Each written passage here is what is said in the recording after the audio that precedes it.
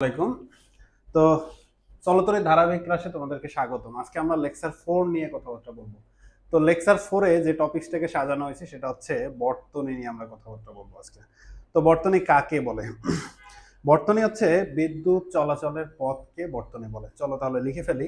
তাহলে বর্তনী বর্তনী তড়িৎ প্রবাহ চলাচলের পথকে বর্তনী বলে। অর্থাৎ আমরা বলতে পারি যে বিদ্যুৎ যে পথ দিয়ে চলে তাকে আমরা বলবো হচ্ছে বর্তনী।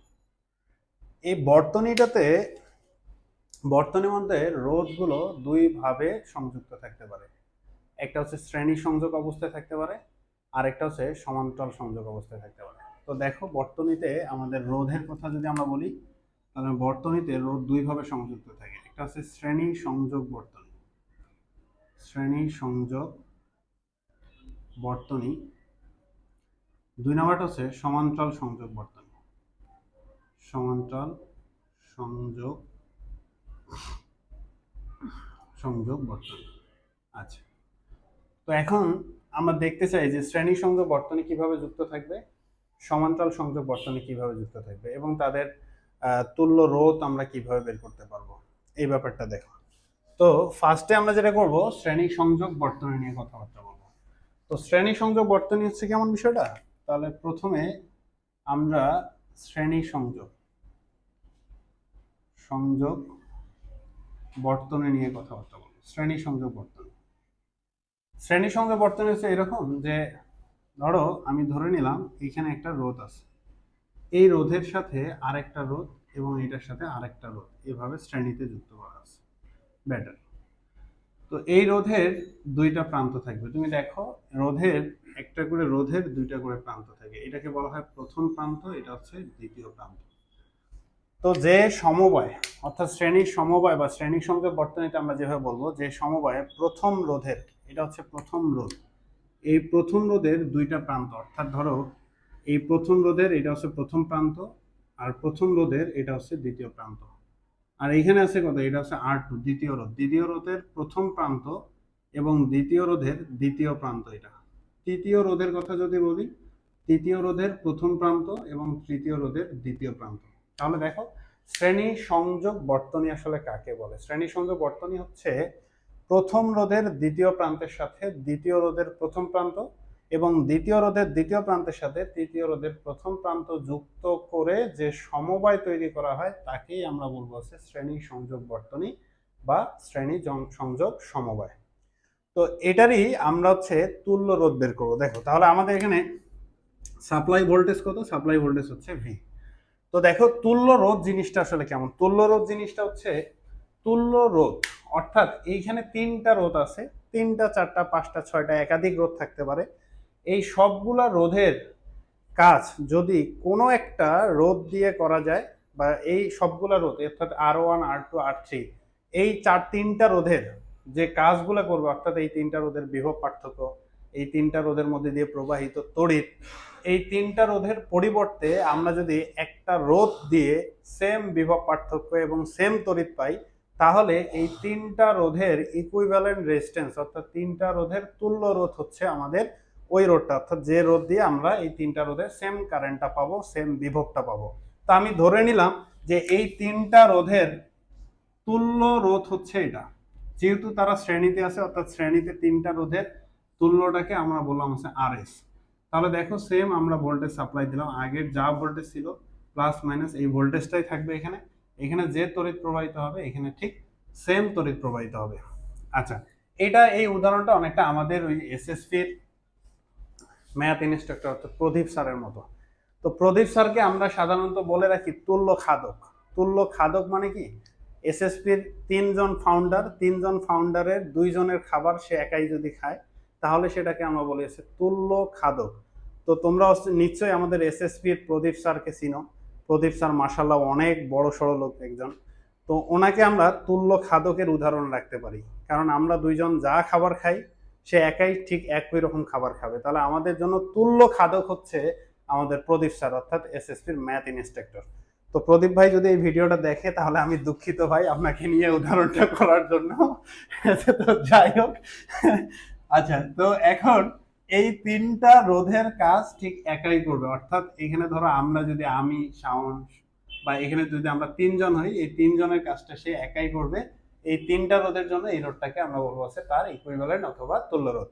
আচ্ছা, তোমরা যেটা করবা শ্রেণী সংযোগ বর্তনীতে যখন আমরা তুল্য রোধ বের করবো বা শ্রেণী সংযোগ বর্তনীতে একটা কমন কথা আছে, কথাটা হচ্ছে এরকম, যদি শ্রেণী সংযোগ বর্তনীতে আই সমান হবে অর্থাৎ কারেন্ট সমান বিভব ভিন্ন ভিন্ন হবে, এই কথাটা তুমি আজীবন মনে রাখবে। অর্থাৎ এটা চলতরিৎ পড়তে হলে তোমাকে এই কথাটা মনে রাখতেই হবে যে শ্রেণী সংযোগ বর্তনীতে কারেন্ট সমান বিভব কি হবে, ভিন্ন ভিন্ন হবে। তাহলে দেখো আমি যদি একটু বলি, এখানে এখান থেকে পজিটিভ প্রান্ত থেকে আই কারেন্ট বের হলো, পুরো সার্কিট ঘুরে নেগেটিভে আমার কি করবে, আই পরিমাণ কারেন্টই যাবে। তাহলে দেখো এই R1 রোধের মধ্যে দিয়ে প্রবাহিত কারেন্টটা কত আছে, আই। R2 রোধের মধ্যে দিয়ে প্রবাহিত কারেন্টটা কত, আই। এবং R3 রোধের মধ্যে দিয়ে প্রবাহিত কারেন্টটা হচ্ছে আই।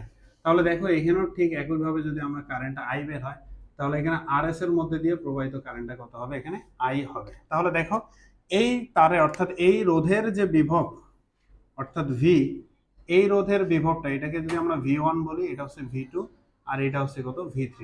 এই দেখো এই ভিটা টোটাল V1 V2 V3 এটাকে বলা হয় ভোল্টেজ ড্রপ। এটা নিয়েও অনেক কথাবার্তা আছে, আমরা SSC ফিজিক্সে ভোল্টেজ ড্রপ অর্থাৎ বিভব পতনের আলাদা আলাদা সূত্র পড়বো, কিভাবে বিভব পতন হয় বা এই রোধের বিভবের কিভাবে বিভাজন করা যায়, এটা নিয়ে কথাবার্তা আমরা বলবো।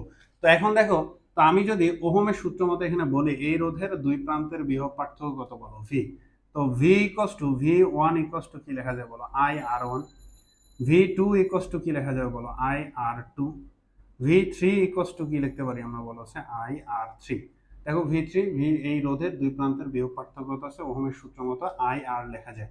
তাহলে এখন বলো তো, আমি যদি বলি এই সার্কিটের টোটাল ভোল্টেজ অর্থাৎ ভিটা হবে V1 plus V2 plus V3, তো এটাকে কি লেখা যায় বলো তো, IR1 প্লাস কত আছে, IR2 প্লাস IR3। তো দেখো এখান থেকে আমরা একটা কথা লিখতে পারি, এই দিক থেকে আমি যদি এই সার্কিটে ওহমের সূত্র অ্যাপ্লাই করি তাহলে V ইকুয়ালস টু কি লেখা যায় বলো, IRS। তো এখন দেখো এখানে V ইকুয়ালস টু কি লিখতে পারবো আমরা বলো, V ইকুয়ালস টু লেখা যায় হচ্ছে IRS। তো উভয় সাইড থেকে যদি I আমি কমন নেই তাহলে আইটা চলে যাচ্ছে, থাকলো কি বলো, RS ইকুয়ালস টু কত আছে, R1 প্লাস R2 প্লাস কত আছে, R3 plus dot dot dot plus কত আছে, RN পর্যন্ত। এটাই হচ্ছে আমাদের শ্রেণীতে তুল্য রোধ বের করার সূত্র। অর্থাৎ কোন বর্তনীতে যদি একাধিক রোধ শ্রেণী সমবায় যুক্ত থাকে তাহলে তার ইকুইভ্যালেন্ট অর্থাৎ ইকুইভ্যালেন্ট রেজিস্ট্যান্স বের করার সূত্র হচ্ছে ওই রোধগুলো ধরে যোগ করে দিতে হবে। তো এই হচ্ছে আমাদের শ্রেণী সংযোগ বর্তনী। এখন আমরা যেটা করব, এখন হচ্ছে আমরা সমান্তরাল সংযোগ বর্তনী দেখব। সমান্তরাল সংযোগ বর্তনীটা হচ্ছে বর্তনী। আচ্ছা, সমান্তরাল বর্তনীটা কিভাবে জানো, ধরো এটা সার্কিটের এখানে তিনটা রোধ দিলাম, একটা হচ্ছে R1 রোধ, এখানে ধরো আরেকটা রোধ, এটা হচ্ছে R2, এই রোধটার নাম দিলাম হচ্ছে R3। আচ্ছা, এখন বিষয়টা হচ্ছে তুমি কিভাবে বুঝবা যে এটা সমান্তরাল বর্তনীতেই আছে। তো সমান্তরাল বর্তনী বোঝার একটা সহজ টেকনিক। আগে দেখলাম আমরা শ্রেণী বর্তনীতে, আমরা যেটা দেখলাম শ্রেণী বর্তনীতে প্রথম রোধের দ্বিতীয় প্রান্তের সাথে দ্বিতীয় রোধের প্রথম প্রান্ত কানেক্টেড, বা দ্বিতীয় রোধের দ্বিতীয় প্রান্তের সাথে তৃতীয় রোধের প্রথম প্রান্ত কানেক্টেড। এইভাবে যদি কানেক্টেড থাকে তাহলে আমরা বুঝি সেটা শ্রেণী সংযোগ বর্তনী। সমান্তরাল বর্তনী আমরা কিভাবে বুঝবো, সমান্তরাল বর্তনীটা বোঝা খুবই সহজ। দেখো সবগুলা রোধের অর্থাৎ R1 R2 R3 এই তিনটা রোধের একটা কমন বিন্দু আছে। দেখো দেখো আমি যদি বলি যে এই রোধের প্রথম প্রান্ত একটা বিন্দুতে যুক্ত, দ্বিতীয় রোধের প্রথম প্রান্ত একটা বিন্দুতেই আছে, তৃতীয় রোধের প্রথম প্রান্তটা একটা বিন্দুতে, অর্থাৎ তিনটারই প্রথম প্রান্ত কোনো একটা কমন পয়েন্টে কানেক্টেড। ঠিক একইভাবে এই প্রথম রোধের দ্বিতীয় প্রান্ত, দ্বিতীয় রোধের দ্বিতীয় প্রান্ত এবং তৃতীয় রোধের দ্বিতীয় প্রান্ত এরাও কমন একটা বিন্দুতে কানেক্টেড। যদি এরকম হয় তাহলে বুঝবা তারা পরস্পরের কি সমবায় আছে, সমান্তরাল সমবায় আছে। সহজ কথা, যতগুলো রোধ থাকবে সবগুলো রোধের প্রথম প্রান্ত যদি কোনো একটা বিন্দুতে সংযুক্ত থাকে বা কোনো একটা বিন্দুর সাথে কানেক্টেড থাকে এবং দ্বিতীয় প্রান্তগুলো অপর কোনো বিন্দুতে সংযুক্ত থাকে তাহলে সেটাকে আমরা বলবো পরস্পরের সমান্তরাল বর্তনী।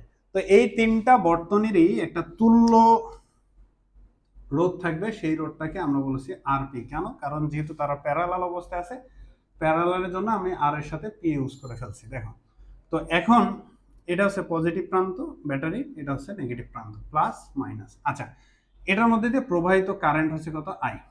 তো এই কারেন্টটা যখন এখান থেকে আসবে, আসার পর দেখো এখানে তিনটা রাস্তা সে পাবে।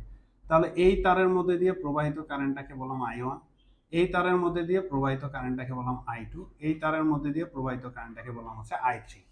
তো এখন দেখো, সমান্তরালে আমরা শ্রেণীতে দুইটা কথা মনে রাখছিলাম, একটা হচ্ছে কারেন্ট সমান বিভব আলাদা, সমান্তরালে তার ঠিক উল্টা ঘটনা, বিভব সমান আই কি হবে বলো, ভিন্ন ভিন্ন হবে। এই দুইটা কথা অবশ্যই তোমাকে মাথায় রাখতে হবে। এরপরে আমরা তুল্য রোধ নিয়ে ক্লাস হবে, অর্থাৎ লেকচার 5-এ তুল্য রোধ নিয়ে কথাবার্তা বলবো।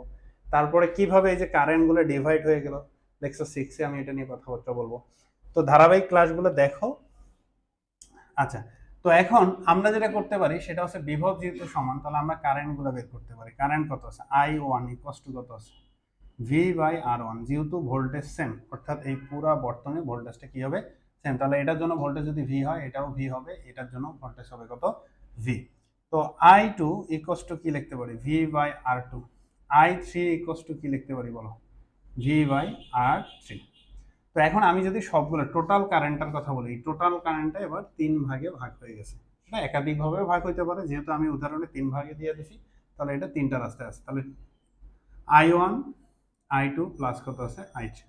তো এখন দেখো, এটার জন্য যদি আমরা কারেন্ট বের করতে চাই, তাহলে আমরা জানি V equal to IRP। I equal to কি লেখা যায় বলো, V/RP। তো এখানে যদি আমি বসাই, তাহলে V বাই কত আছে, RP ইকুয়াল টু কত আছে, V/R1 প্লাস V/R2 প্লাস কত আছে, V/R3। তো একাধিক রোধ থাকলে আমরা কি করব, plus dot dot dot V/RN সংখ্যক যদি থাকে, তাহলে এখান থেকে আমি ভিটাকে কমন নিলাম। তাহলে 1/RP ইকুয়াল টু কি লেখা যায়, 1/R1 প্লাস 1/R2 প্লাস কত আছে, 1/R3 plus dot dot dot plus কত আছে, 1/RN। তাহলে অতএব আমরা বলতে পারি RP 1/R1 plus 1/R2 plus কত আছে, 1/R3 প্লাস 1/RN। দেখো, এই 1টা ওই দিকে গিয়ে আমরা কি করে দিলাম, ইনভার্স করে দিলাম।